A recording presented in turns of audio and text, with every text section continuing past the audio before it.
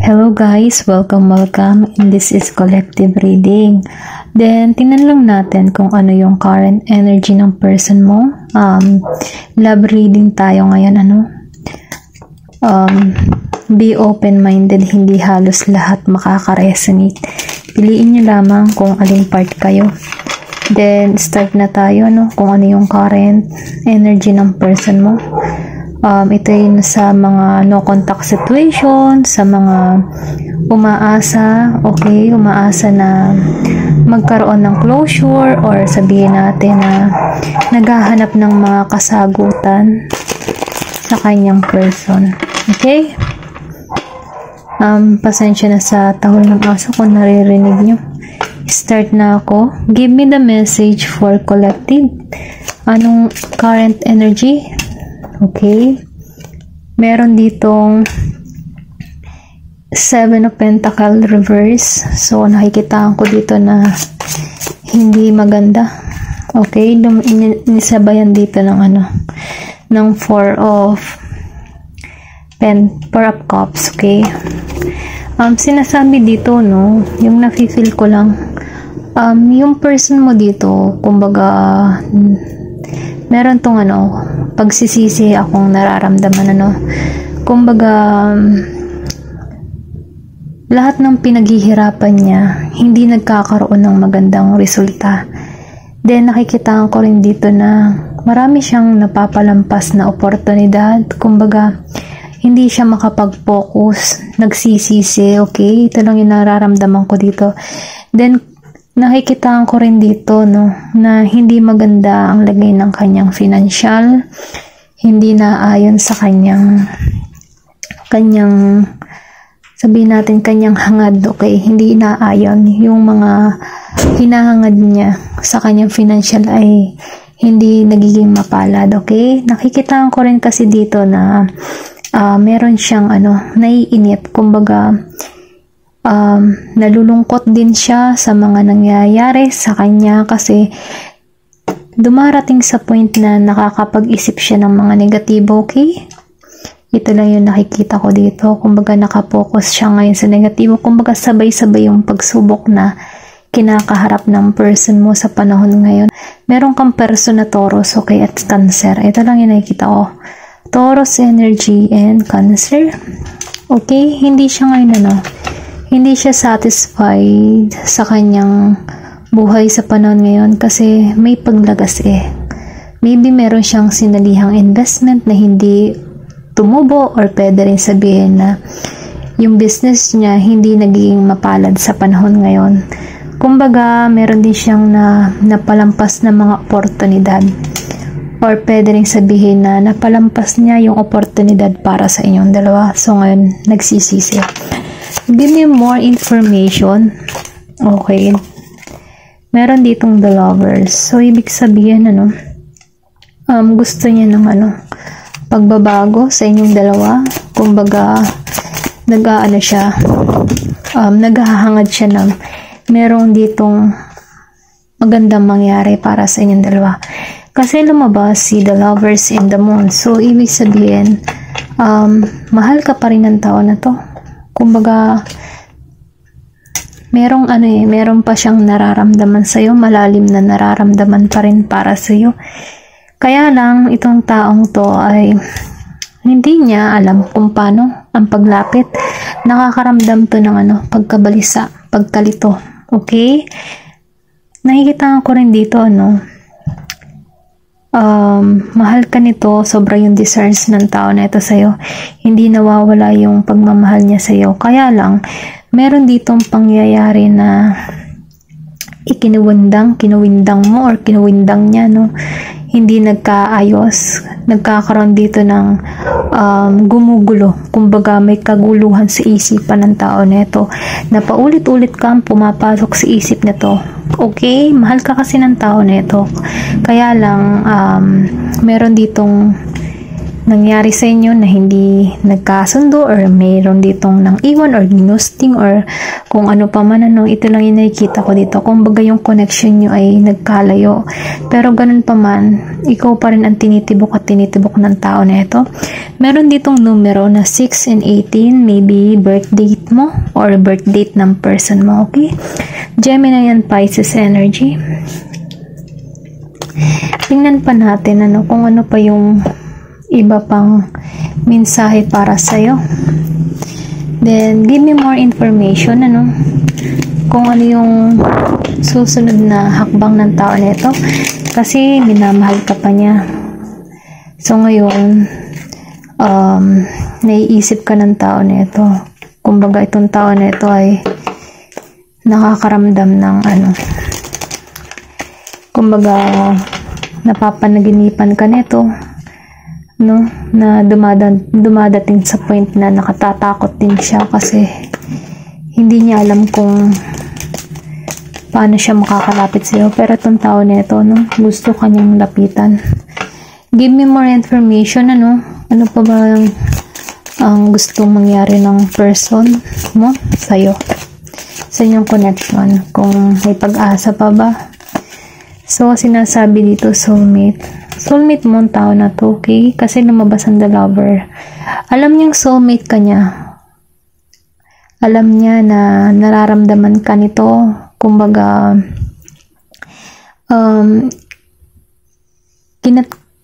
ayan tawag dito. Nakitaan ka niya, okay? Nakitaan ka niya ng iba. Iba sa mga babae o iba sa mga lalaki na nakilala niya before. Kumbaga, meron lang sigurong pangyayari dito na hindi kayo nagkasundo. Pero sinasabi dito, no, itinuturo pa rin ng puso niya, ikaw, okay? Palapit sa kanya. Namimiss ka pa rin ng tao na to, okay? Ito lang yung nafe-feel ko. Kasi, kita niya talaga o ramdam niya yung pagmamahal mo na ibinigay mo sa kanya before, kaya lang meron ditong pangyayari na ano, na naging problema yung dalawa, okay? Ito lang yung nakikita ko. Gusto niya magkaroon ng ano, panibagong simula. Kaya lang ang tatanungin dyan ay ikaw, okay? Kung tatanggapin mo pa rin tong person mo. Then, tingnan pa natin, ano, give me more information. Ano pa yung information na gusto mangyari ng person na to? Ano yung mga balak niya? Then, tinama, pay attention to the red flag. Make the effort. Kumbaga, kahit ito yung mga gusto niya, no, nangyari, pagkikitang muli, no, siya yung soulmate mo, yan, natala ako. Pero kahit siya yung soulmate mo, tingnan mo pa rin sa kanya, kung halimbawa, no, bumalik tong tao na ito. Sundin mo yung intuition mo kung mayroong pagbabago pa rin sa tao na ito. Kasi,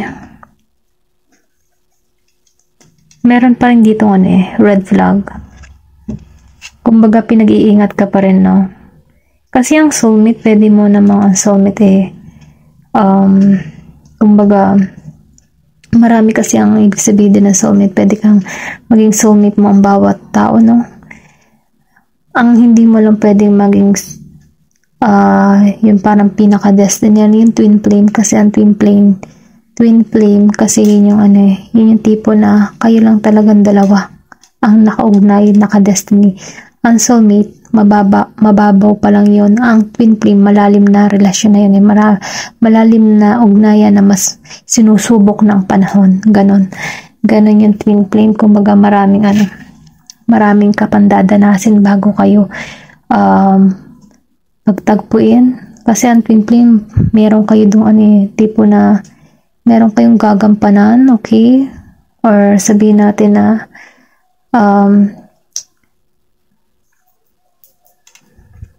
merong plano na kayong gagampanan sa earth, or sabihin natin na alam mo yun, yung tipong something nakakaiba na. Ganun yung twin flame. Pagkakaintindi ko sa twin flame, masyado ng malalim na ugnayan. Then, mahiwaga. Ganyan. Pero ganun pa man, ang soulmate kasi, pwede mong maging soulmate ang kahit sino. Okay, kaya lang, ang soulmate, syempre, piliin mo pa rin kung sino yung talagang karapat-dapat para sa'yo. Kasi, meron pa rin ditong red flag. Kumbaga, babala din to sa'yo, no? Kumbaga, sundin mo yung intuition mo. Kasi pinapaunawa naman sa'yo, no? At makikita mo pa rin yung tao kung talagang totoo siya sa'yo. Kasi kung makikita mo dito, lumuluhod yung person dito sa babae. Then, meron dito na nagsasabi, no? Anhin mo, sundin mo yung intuition mo. Mararamdaman mo naman kung totoo yung person mo pag lumapit sa'yo. Then, sinasabi dito, no? Make the effort. Great love is worth taking the step you're guided to take. Kumbaga, kailangan lang din ng effort. Kasi kung halimbawa, yung person mo lumapit sa'yo pero wala siyang ka-effort muli sa'yo, red flag yun. Ibig sabihin, ganun pa rin siya bago kayo naghiwalay, no? Pero kung nakikitaan mo naman siya na nag-e-effort siya, nagbago siya, nakita mo siya ng malaking pagbabago, nag-matured siya, ibig sabihin, nagkaroon na siya ng aral, okay? Aral para sa yung dalawa, natuto siya, okay? Nung magkalayo kayo, ganon. Ayun na yung nakikita ko. At yun ay merong, magandang simula, pag ganon. Ikaw lang din kasi makakita niyan ng sign kung siya ay true na sa'yo. Kasi mararamdaman mo yan kung meron pa bang red flag para sa kanya or alam mo yun, ikaw makakaramdam niyan, okay? Ano pa? Give me more information kung ano pa yung parating. Meron ditong religious factor and love yourself first. So ngayon, inuutusan ka dito na mahalin mo muna yung sarili mo. At mas unahin mo muna siguro yung yung pakikipagrelasyon sa Diyos. Religious factor. Kasi once na inuna mo yung pakipagrelasyon sa Diyos kaysa sa relasyon sa earthly relationship kumbaga ito na nga yung makamundong relasyon, ganyan. Unahin mo muna ang pakipagrelasyon sa Diyos, okay? Kasi once na nakikipagrelasyon ka na or sabihin natin, ugnayan ka na, nagdadasal ka ng taimtim, dyan ay bibigay talaga yung para sa'yo, okay? Kumbaga, inuutusan ka din dito na mahalin mo muna yung sarili mo.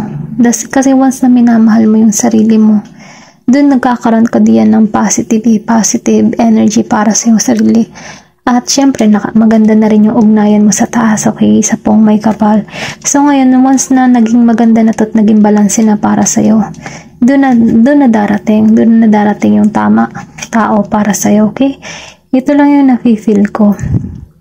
Kumbaga, mas maganda kasi kung ang sentro ng inyong pagmamahalan ay meron talagang basbas ng Diyos, no? Kasi once na merong basbas ni God yung pagmamahalan nyo, yung relasyon nyo, dyan umaano yung malalim na ugnayan. Kasi once na ang relasyon nyo ay walang relasyon sa Diyos, no? Madaling mabuwag yung pagsasama. Kaya marami ngayon na naghihiwalay dahil kumbaga hindi pa malalim yung relasyon sa Diyos, sa mahal na Ama sa langit, sa Panginoon, dahil doon walang basbas, wala bang basbas ng poong may kapal, kaya hindi na pag-iingatan yung relasyon.